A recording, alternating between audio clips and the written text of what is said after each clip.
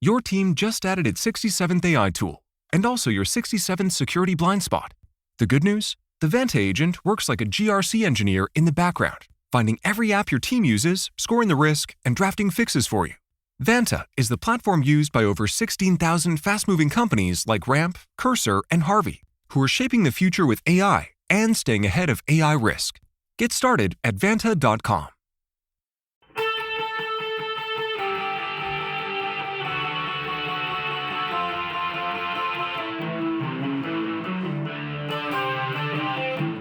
This is the Daily Blast from the New Republic, produced and presented by the DSR Network. I'm your host, Greg Sargent.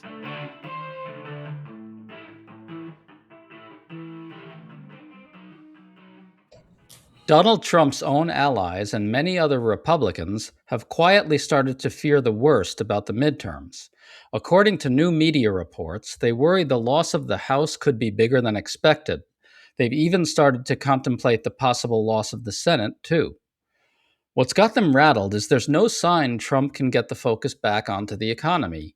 He just exploded with wild new tirades about his ballroom, about Fox News, and about judges. And there are even signs that Trump's spin about the war in Iran is backfiring for Republicans as well. Few people understand the interaction between Trump's derangement and GOP politics better than George Conway, the former GOPer turned Trump critic who's running for Congress in New York City as a Democrat. So we're talking to him about all of it. George, nice to have you on. Nice to be on. So just in the last few hours, Trump exploded on Truth Social because he thinks Fox News isn't giving the California GOP gubernatorial candidate enough attention. He erupted because a judge blocked parts of his ballroom. His feud with the Pope continues. He just posted something that looked a little like opposition research about the Pope. George, anything but the economy, right? Right. And he is somebody who has always been, marked by personal obsessions, by whatever's bugging him, whatever he sees on television, whoever he thinks has slighted him. And in a sense, this is nothing new. But he's reached a different stage here because, even though he was doing a lot, there were weekends where we scratched our head and said, what's wrong with this guy, 25th Amendment and so on. But the difference now is that he's less inhibited. People like him who are narcissistic sociopaths, they get worse over time. And in addition to that, his age, and I'm not saying he has dementia, but his brain isn't functioning as well as it ever did, even though I don't think it really functioned that well. He's becoming more disinhibited, and he's got fewer people around him who can tell him, don't say that, don't do that, please put the phone down. Not that they ever really could do it, but fewer people. Basically, if you tell him no, you're gone. And that's something that didn't happen as much in the first Trump term, but now he's just not listening to anybody. And as these types of personalities, these sick people, and we've seen them throughout history, get more and more powerful, they get more and more detached from reality. And as a result, they become more dangerous, not only to themselves, but also to the people they supposedly serve. There's a Politico report that's really striking about rising GOP anxiety about the midterms. It said Republicans are exasperated by the constant lunacy from the White House. One GOP operative said this, quote, everything is made more difficult by the nonsense coming out of 1600 Pennsylvania Avenue. A former advisor to Trump's 2024 campaign said this, quote, the road to victory runs through a consistent economic message. Unfortunately, Trump ignores the roadmap. George, you know how Republican politics works. What's going on with all this? Who's trying to communicate what to whom here? Well, I think they're trying to communicate something to Trump, but he's not listening. He no longer cares. He is off in his own reality now. And the Republicans are expressing concern because they know he's driving them off a cliff. And you see it also in a lot of the Republican influencers, the Megyn Kellys, the Joe Rogans and the Tucker Carlsons of the world are basically talking about the 25th Amendment now. And what's happened is, and I think this is happening all up and down the MAGA food chain, from the electeds who realize they're no longer getting usefulness from Trump, the influencers who realize that there's nothing in there for them anymore, and they have to be they're getting sick of having to do the split brain where they're saying one thing and reality is hitting them in the face with the other. The cognitive dissonance, in other words, is breaking down, and the problem for them is there's only one way out of it, and that's to get rid of Donald Trump. You can't. He is not going to listen to them. He is not going to tone it down. If anything, he's going to get worse because he is completely detached from reality. And there was this report, I don't know if you saw it, probably about a month ago, in Axios, where Ted Cruz apparently had spoken to the president privately and said, you're driving us off a cliff in substance, and we're going to get killed in the midterms. And this was, I think this was even before the war in Iran, and Trump just said, fuck you, Ted. I mean, literally, that's what he was quoted as saying. So they have a huge problem. They have a guy who, they've overlooked his mental disorders in the past, dismissed them. They've overlooked his lies. They've overlooked his depravity. They've overlooked the fact that he was basically an adjudicated sexual abuser, that he's a criminal, a convicted criminal. They overlook these things because it served their purposes. It no longer serves their purposes. And in terms of what happens in the U.S. Senate, which we can get back to why that matters, of course, is that, the Senate, they're full of cowards. The Republican senators are cowards, and they've been afraid of Trump. But at some point, they're going to have to be afraid of something else, which is people who used to be Trumpers who are now mad at Trump.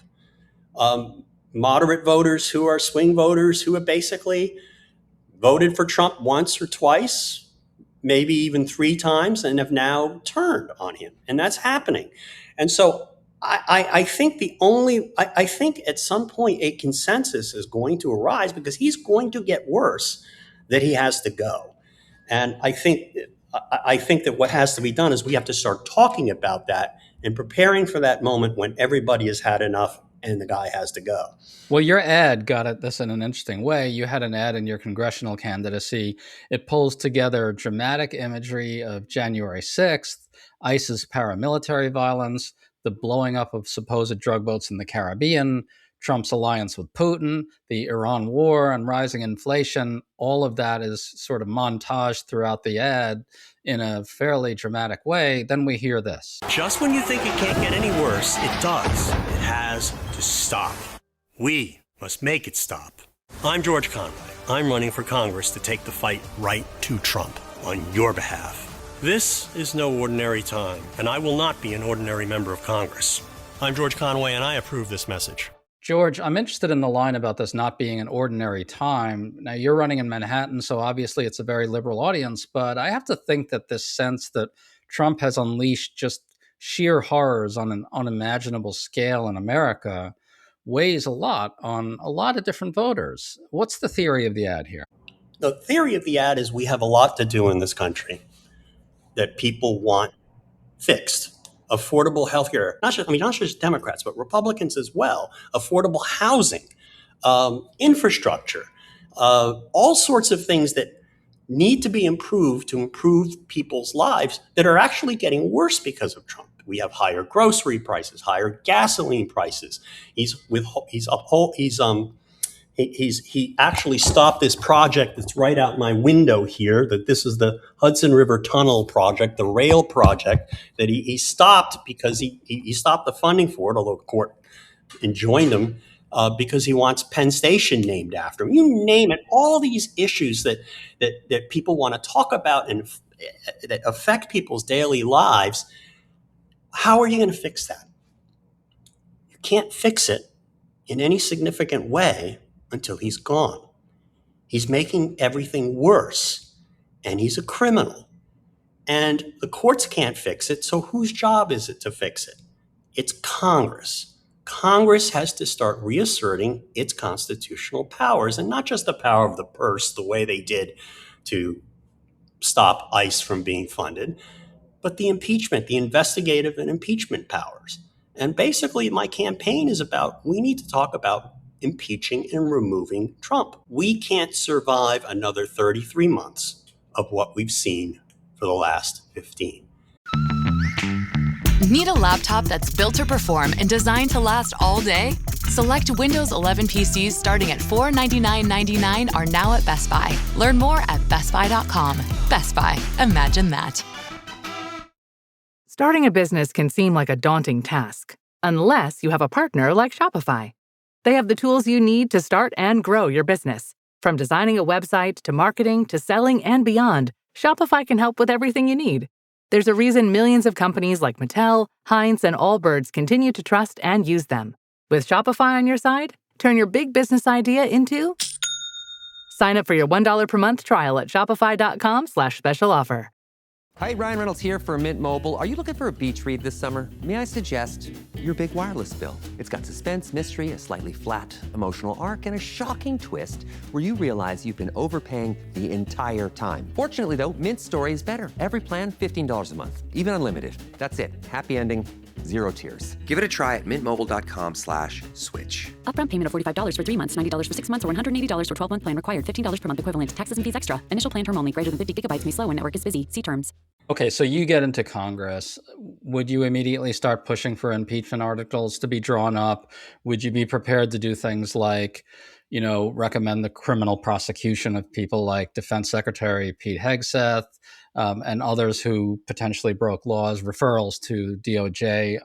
All of the above. Congress has to go into maximalist investigation mode.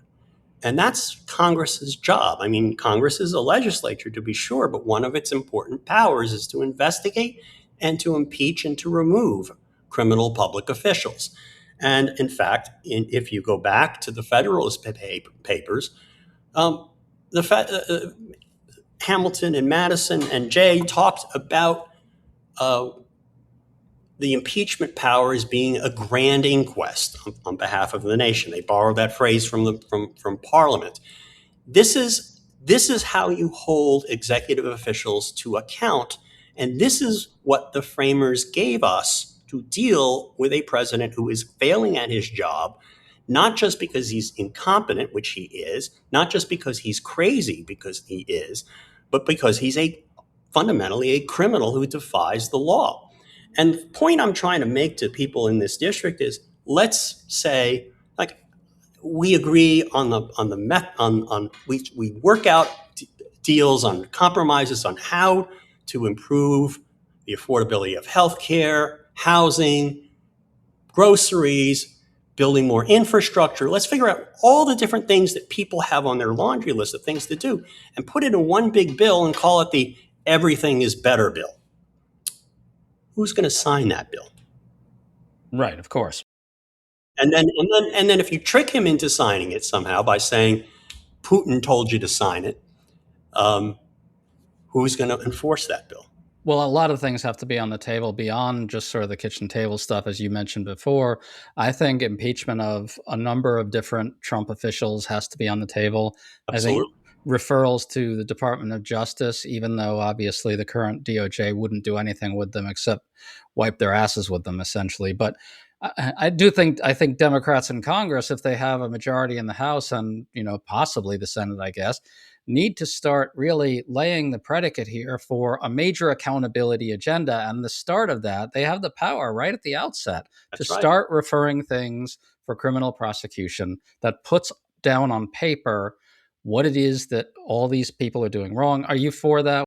I am for that. It's basically one of the two things. That's the reason why I'm running. I mean, I want to be Jamie Raskin's wingman. I want to spend a term on accountability. I mean, I never wanted to run for public office, and I think I can only do this for 2 terms because I'm getting too old.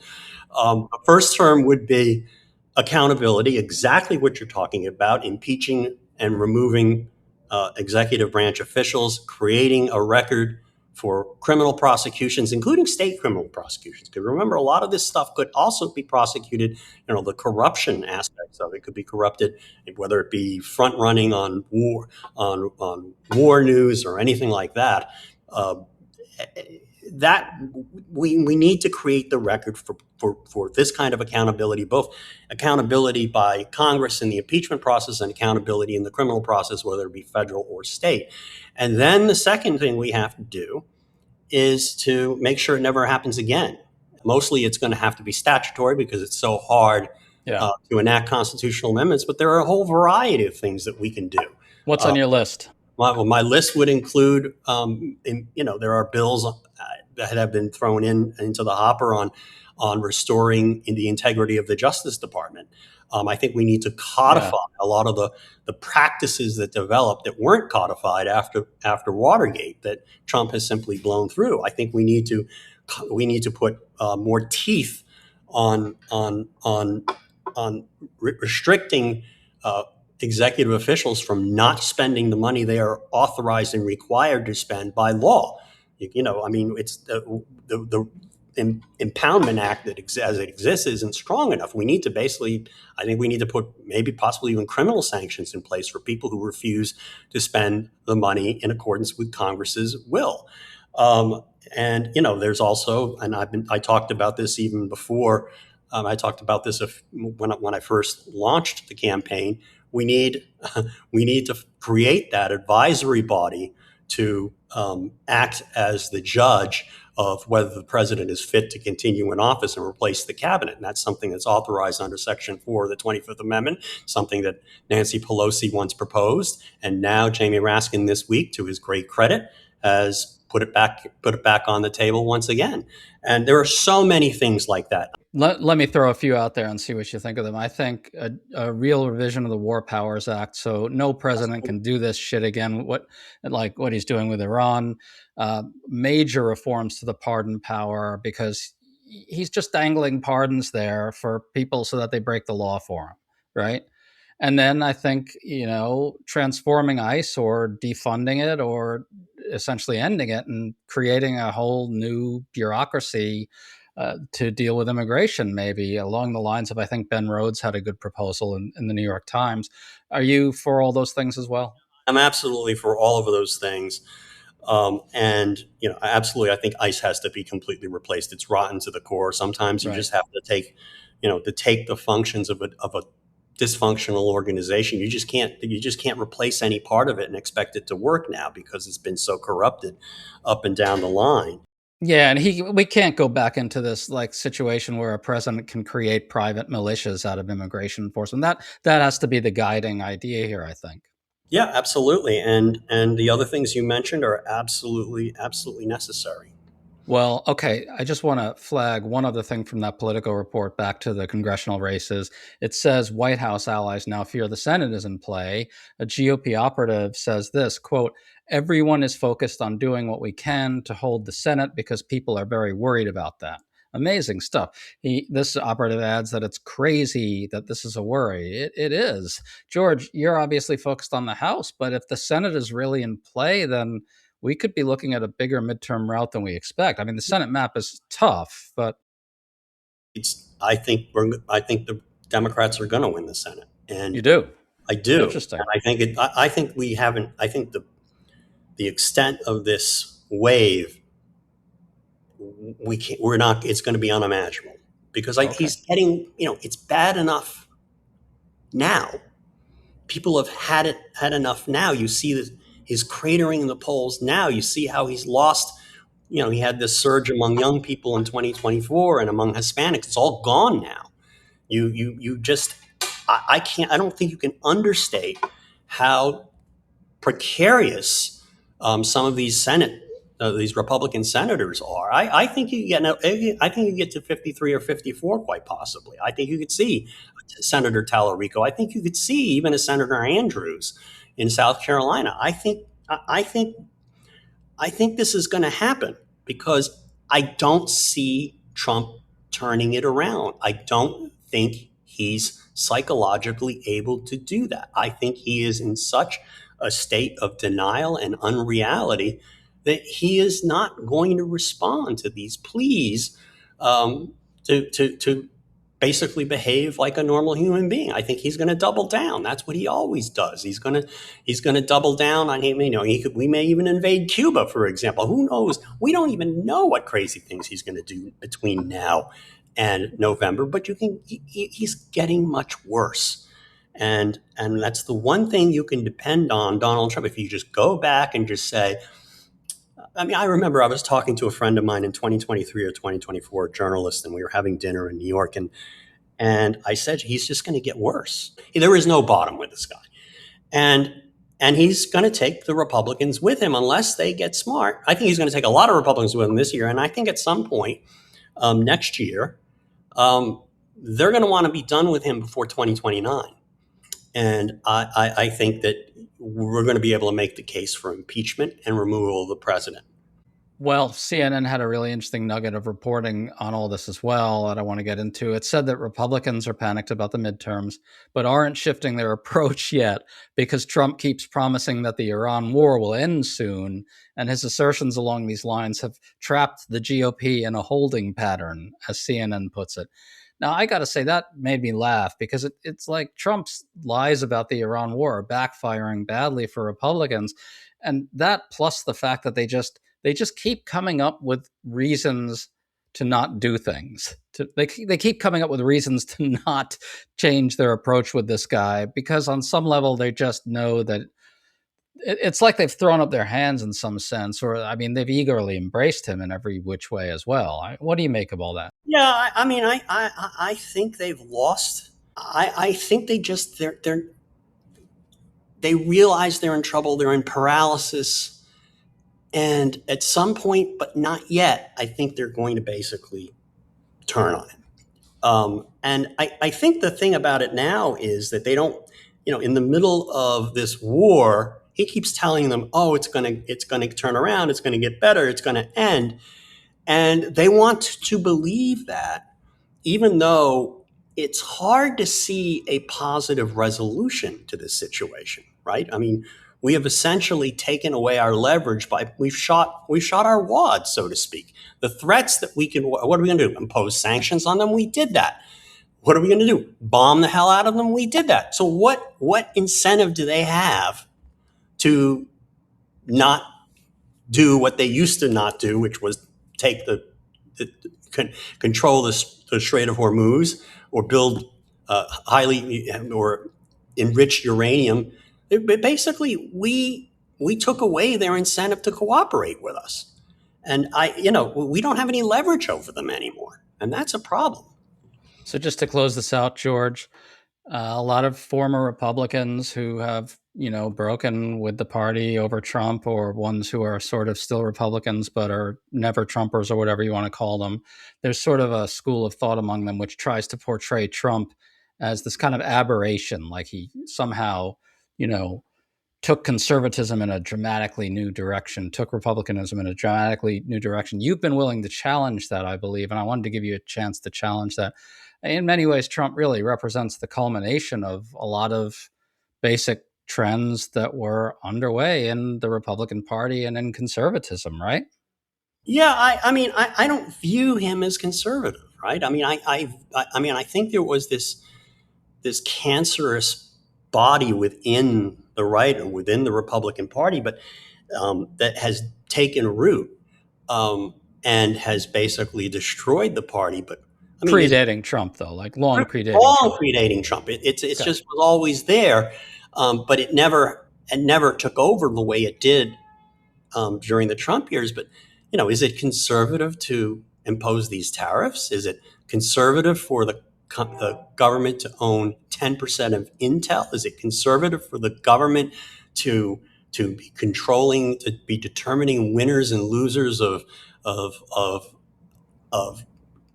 auctions or takeovers from media companies? It's just unfathomable to me that all of this has happened. But it's not. It's not conservatism in any sense of the word. It's nihilism, radicalism, fascism, authoritarianism, and it's just a terrible I mean, it really is just a complete collapse of sense on the right. And it's just, we don't have a two-party system anymore. We don't have a healthy two-party system anymore. We only have one political party that is actually trying to do things to help people and trying to have the government perform the functions it's supposed to be functioning, and only one political party committed to democracy now.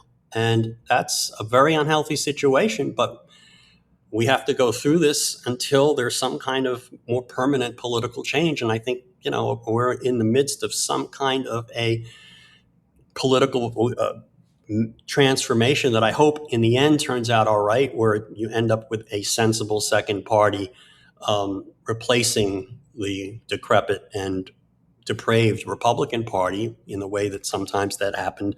The Whigs gave way to the Republicans in the past, and I don't know, but that's a long way away. And right now we have to survive, and I don't know that we can survive another 33 months with what we've seen over the last 15. Well, the question of whether conservatism led to Trump is a big one.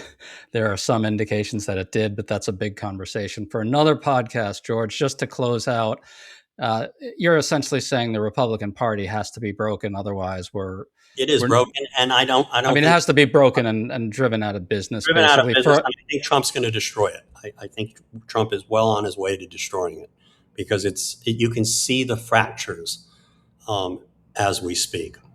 George Conway, pleasure to talk to you. Good luck with your congressional run. All right, talk to you later. You've been listening to The Daily Blast with me, your host, Greg Sargent. The Daily Blast is a New Republic podcast and is produced by Riley Fessler and the DSR Network.